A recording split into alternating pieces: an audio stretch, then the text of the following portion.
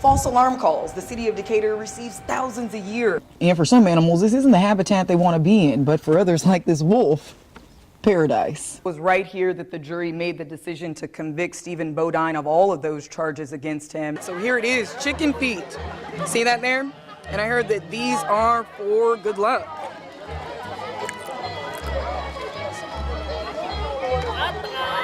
Okay. If you know, they're anxious and very worried. Lucas has now been missing for over 48 hours. Now, first thing this morning, I did speak with Lucas's biological mother. This stuff here, this is what helps melt the ice. If you're interested in finding out about snow zones, you could check our webpage. That's ksn.com. For now, Ashonti Ford, KSN News 3. 80 pounds of gear and in quick motion, all with the expectation of being a first responder, even on the other side of that false 911 call.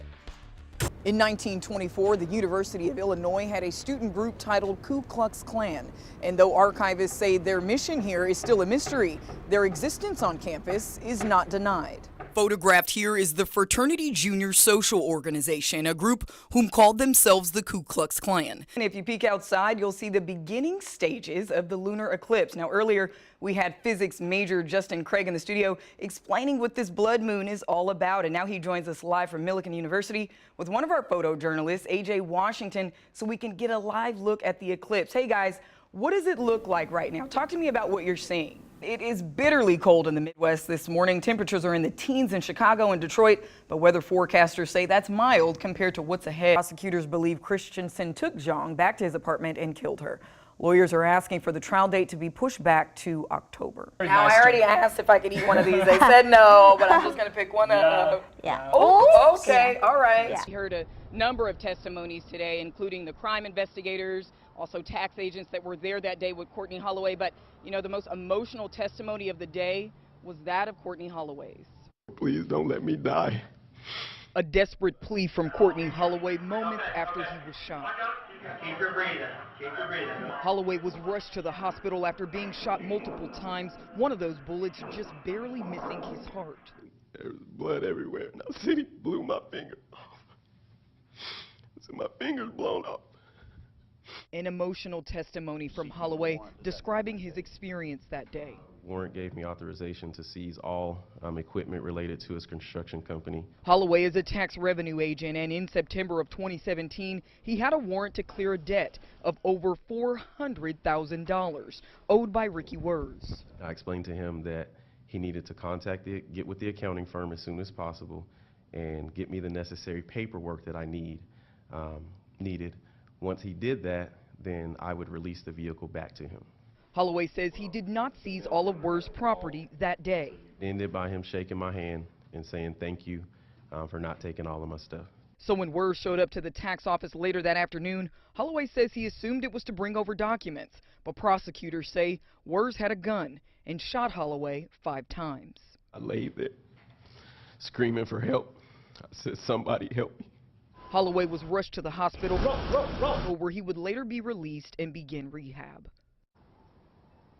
The prosecutor did call several witnesses to the stand, including the responding officer from that day. Now, the trial will continue on tomorrow, and we'll go ahead and bring you those updates as they become available. But for now, live downtown. Nearly 30 years ago today, South Africa experienced history. Former civil rights activist Nelson Mandela was freed, and today I had the opportunity to speak to the man responsible. Nelson Mandela, known mostly as a political hero, was sentenced to life in prison for conspiracy and sabotage to overthrow the South African government. A conviction later found to be false, and after 27 years, he was freed. So help me God. And this is the man responsible, former president of South Africa, F.W. de Klerk. The concept of justice. I, together with Mandela, oversaw the dismantlement of apartheid, and when I handed over the presidency to Mandela in 1994, all the major apartheid laws have been scrapped from the statute book. Now, over 50 years later, de Klerk sat down with me to discuss how the South African government has changed and what obstacles his country still faces. 1/3 of the world population still live way beneath the breadline on $3 or less per day.